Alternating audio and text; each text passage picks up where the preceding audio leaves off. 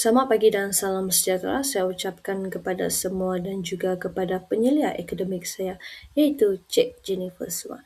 Saya Iva Anjana Anak Menggu, nombor kad matrik RCB 2311020073 akan membentangkan kertas cadangan bagi subjek kajian tindakan ataupun action research. Tajuk yang diberikan, analisis kesalahan bahasa dalam penulisan karangan bahasa Melayu, pelajar tingkatan 3 berdikari akibat pengaruh media sosial di SMK Senibong Lundu, Sarawak. Peserta dan juga konteks kajian sudah semestinya saya memilih subjek bahasa Melayu dan saya memilih pelajar dari tingkatan 3 berdikari, iaitu dari tingkatan menengah rendah di Sekolah Menengah Kebangsaan Senibong Lundu. Bilangan pelajar pula saya memilih 30 orang responden sahaja.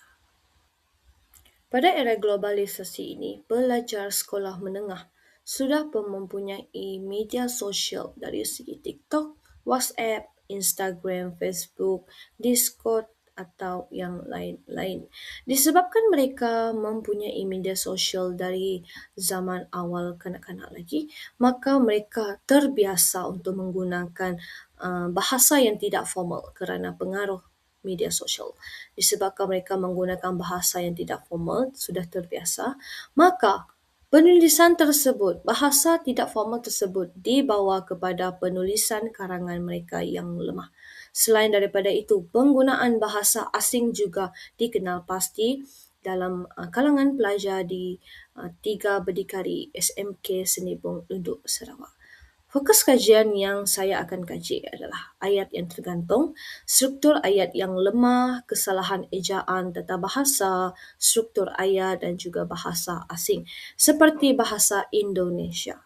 Soalan kajian, bagaimanakah penggunaan teknik si Batam meningkatkan penulisan karangan pelajar? Bagi menangani isu kelemahan struktur ayat dan juga ayat tergantung dalam kalangan murid tingkatan 3 berdikari, penyelidik telah memperkenalkan teknik si Batam sebagai alat intervensi utama.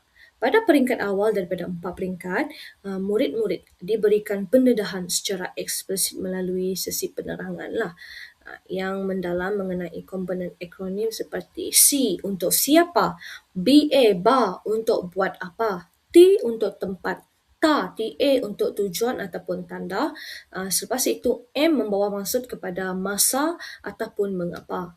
Sebenarnya fasa ini bertujuan untuk membina kefahaman asas serta memberikan kesedaran kepada murid untuk mereka tahu bahawa sesebuah ayat yang gramatis, mereka perlu mempunyai perluasan unsur yang lengkap untuk menyampaikan idea yang bernas, yang jelas.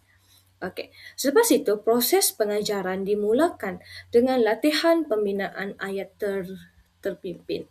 Okey, di mana murid dilatih untuk membedah ayat tunggal yang ringkas seperti mengisi ke dalam slot maklumat yang disediakan dalam jadual si Batam. Ya, teknik si Batam ini menggunakan jadual yang disediakan. Pendekatan perancas seperti scaffolding membantu murid menstrukturkan pemikiran mereka secara sistematik sebelum mereka perlu menerjemahkan ke dalam bentuk penulisan karangan. Melalui teknik ini, murid bukan sahajalah dapat didedahkan dengan cara mengembangkan subjek dan predikat, tetapi murid juga dibimbing untuk menggunakan kata sendi nama, kata hubung, kata adjektif dan yang lain-lain yang tepat supaya konteks ayat mereka itu mantap. Kesan daripada teknik si Batam ini, murid-murid boleh menunjukkan keyakinan dalam menghasilkan ayat majmuk yang lebih matang dan panjang.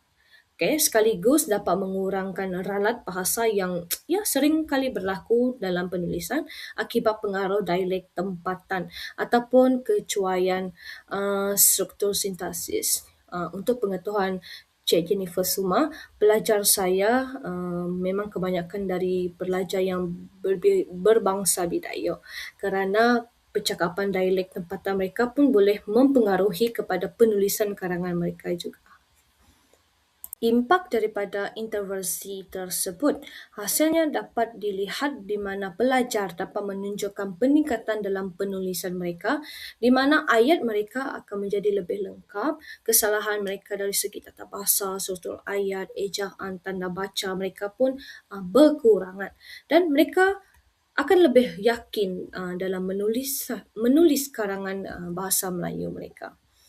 Okey, secara ringkasnya, intervensi ini dilaksanakan melalui 4 langkah utama seperti yang pertama, penerangan. Yang kedua, latihan berpandu. Yang ketiga, pengembangan ayat. Dan yang paling akhir, penulisan karangan. Okey, mengapa saya sebagai penyelidik memilih teknik si Batam ini untuk menyelesaikan masalah saya di dalam kelas? Kerana teknik si Batam ini saya percaya ia dapat membantu pemikiran berstruktur, membantu pelajar saya. Ia juga sesuai untuk pelajar saya yang lemah kerana setengah daripada mereka sangat lemah dalam membina ayat. Walhal hanya ayat kata majmuk yang saya minta. Okey, selepas itu, teknik si Batam juga saya yakin ia dapat mengurangkan ayat tergantung kerana mempunyai akronim komponen yang sesuai untuk pelajar saya. Okey, sokongan teori yang saya boleh tahu dan faham bahawa teknik si Batam ini dari teori konstruktivisme, iaitu dari Vygotsky. Dia menekankan kepentingan interaksi sosial dan budaya dalam pembinaan ilmu, dan juga terkenal dengan konsep Zone of Proximal Development, ZPD. Teori konstruktivisme ini dia mengatakan bahawa pelajar membina pengetahuan sendiri.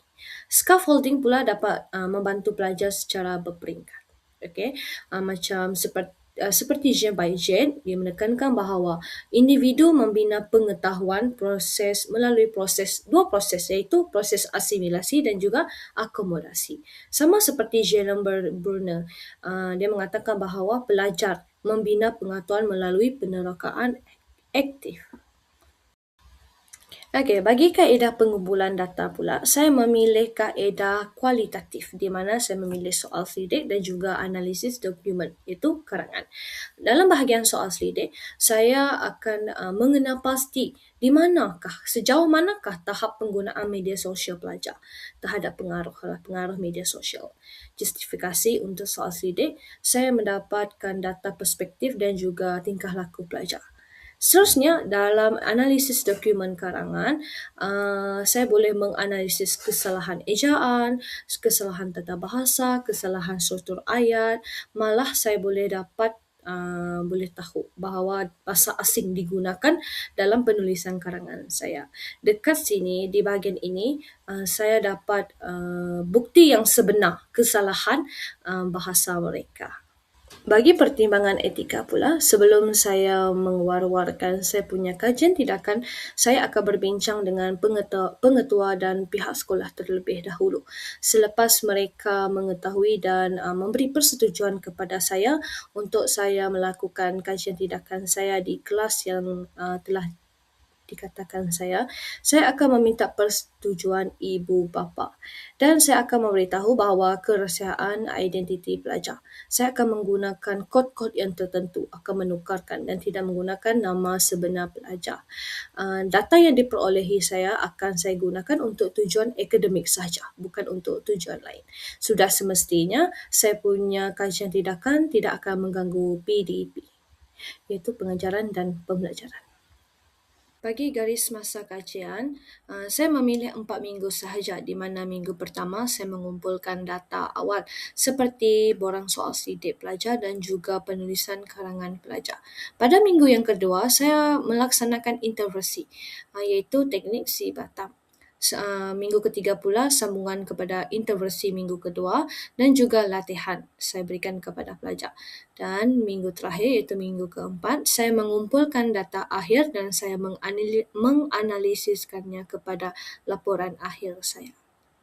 Dengan wujudnya intervensi utama iaitu teknik simpatam yang akan memberikan kesan ataupun impak kepada pelajar dan juga guru. Antara kesan terhadap murid terhadap pelajar ialah dapat mengurangkan kesalahan bahasa dan mereka juga dapat memahami struktur ayat dengan lebih jelas.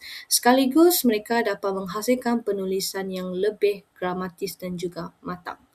Manakala untuk kesan terhadap guru, sudah semestinya strategi pengajaran mereka akan lebih berkesan dan sekaligus dapat menjadikan PDP mereka lebih tersusun dan juga sistematik. Bahagian terakhir iaitu bahagian refleksi. Antara kepentingan kajian tindakan yang boleh saya perolehi adalah dapat membantu guru membuat refleksi PDP mereka. Sekaligus dapat meningkatkan amalan pengajaran guru secara berterusan. Bagi perkembangan profesional guru pula, dapat menjadikan seseorang guru itu tersebut beretika dan berkarisma. Seterusnya dapat mengamalkan pendekatan berasaskan bukti iaitu evidence based. Jadi itu sahaja pembentangan daripada saya tentang proposal ataupun kertas cadangan bagi tajuk saya untuk hari ini. Sekian, terima kasih.